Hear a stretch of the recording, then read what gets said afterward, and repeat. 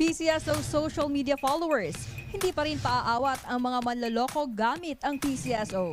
Using Facebook and Messenger, iba't ibang mga posers gamit ang iba't ibang style ng panloloko. Nag-top sa ating list ang mga manloloko ang FB account na PCSO Grand Lotto Jackpot Results and PCSO Lotto Results Today.